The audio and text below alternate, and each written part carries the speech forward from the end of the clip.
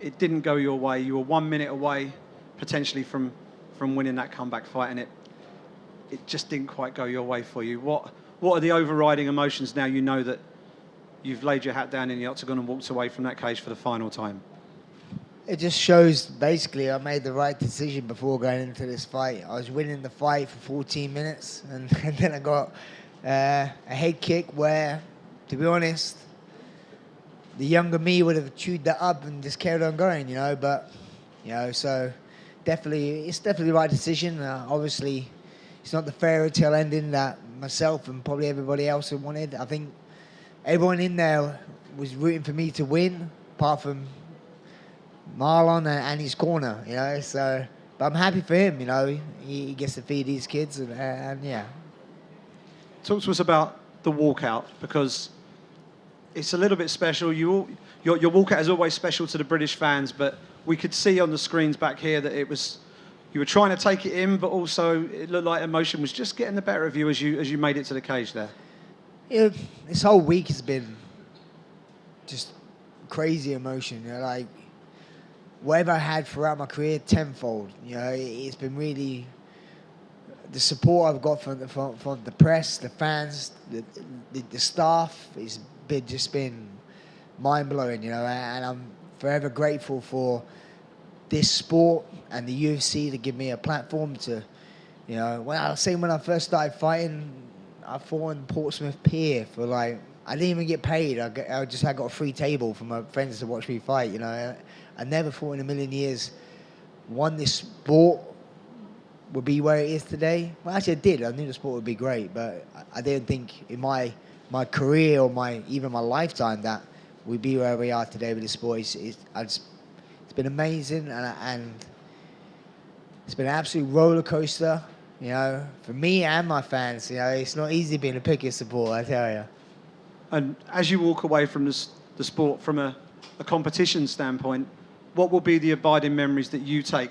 And when you bring up your young family and you start to tell tales of when Dad used to step in the octagon and fight, what will be those standout moments that you look back on with particular pride? Well, just the way I fight, like I did tonight. I go out on my shield. I could have played it really safe in that third round. I knew I won the first 2 rounds. I could have just tried to get a takedown and lay on top of him. But like I always do, I live by the sword, die by the sword, and yeah, I did do that for the fans, and not anymore, but but yeah.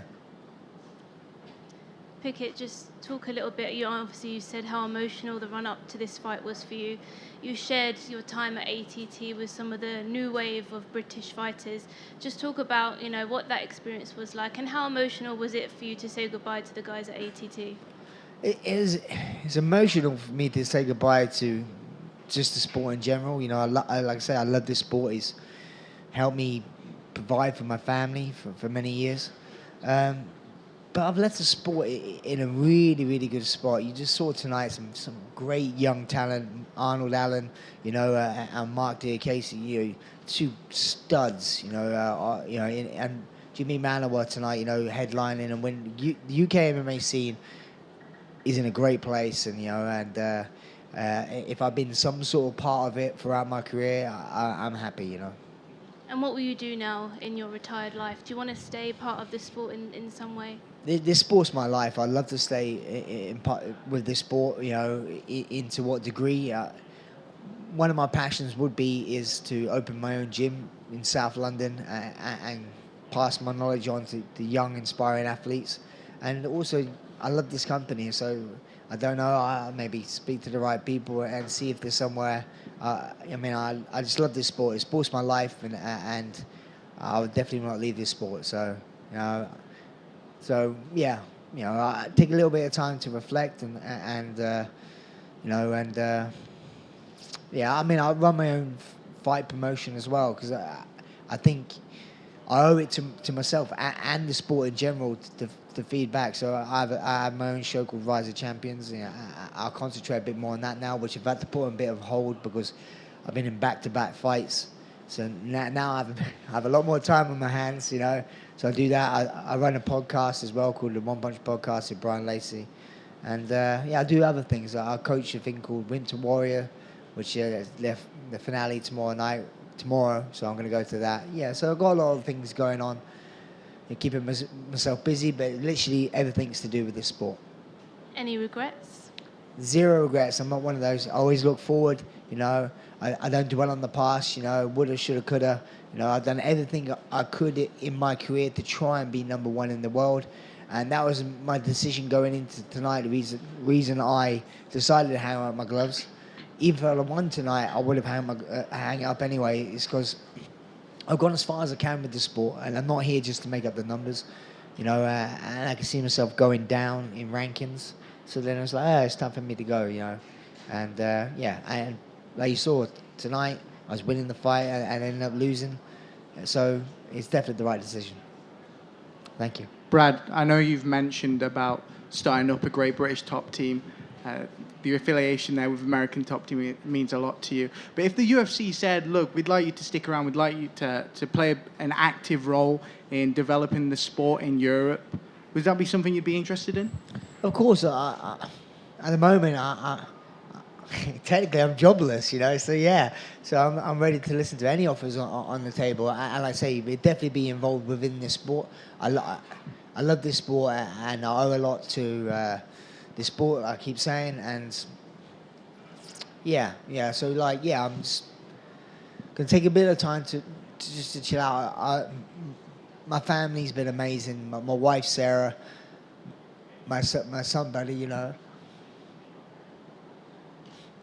what was going through your mind, when you were making your way to the cage? Like they said before, you did look very emotional.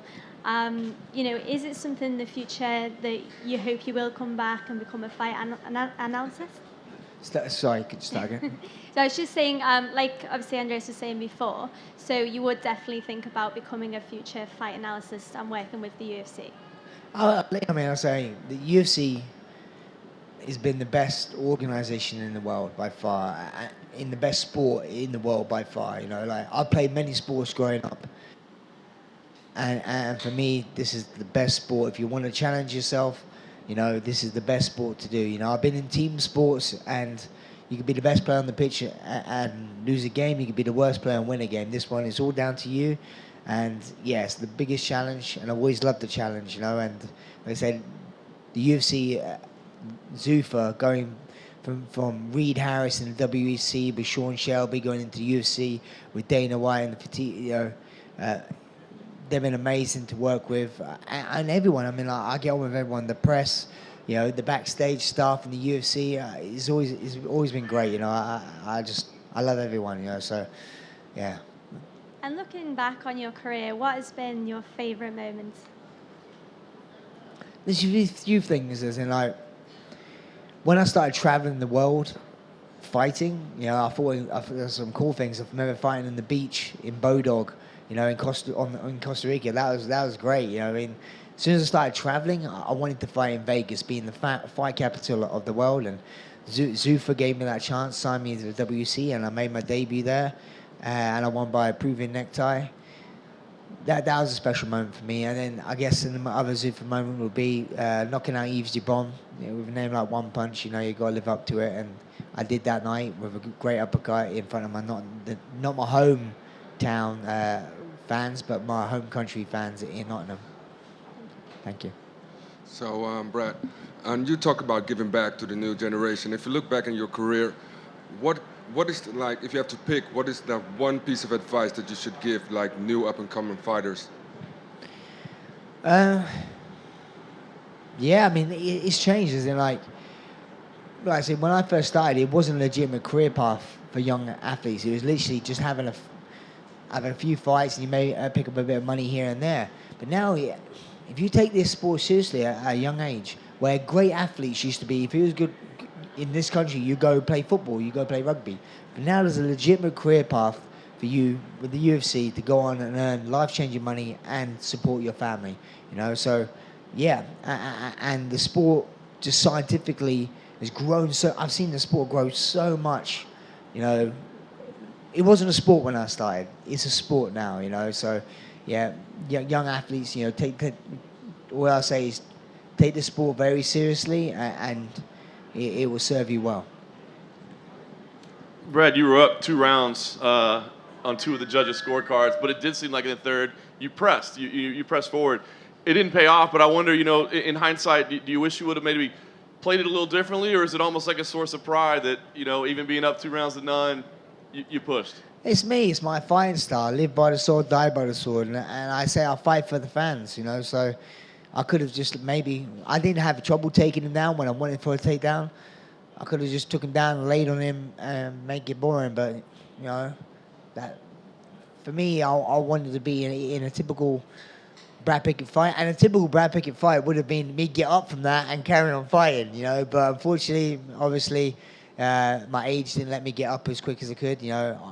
I wish I said to the referee before the fight, let me go stiff. And I felt I was okay a little bit, but obviously I have to look at it back. I love Grant Warman, so I know he's got a job to do, and I've got a loving son, so I want to make sure I can still speak to him. Very nice. And I wonder, you've gotten a lot of praise this week for how you handled yourself and, announcing your retirement, getting to do it at home, just the way you handled the whole process. But you had a chance a year ago to walk out on a win.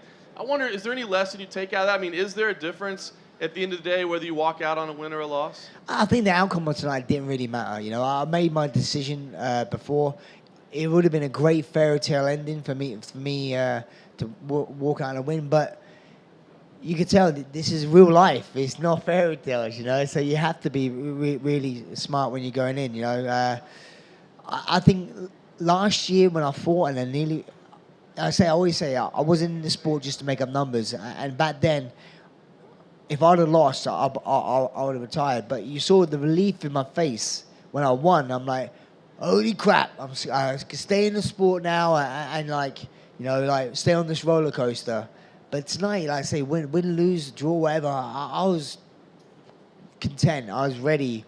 I'm done. I made my mind up, and I was really comfortable with my decision. So unfortunately, it didn't go my way tonight. But every cloud has a silver lining. I'm too nice, I think. I was thinking, I'm happy for him, because I know he's got a daughter, wasn't very well, and stuff like that. So at least he gets a bit more money to feed his daughter. I'm just too nice thinking about other people, but I'm happy for him.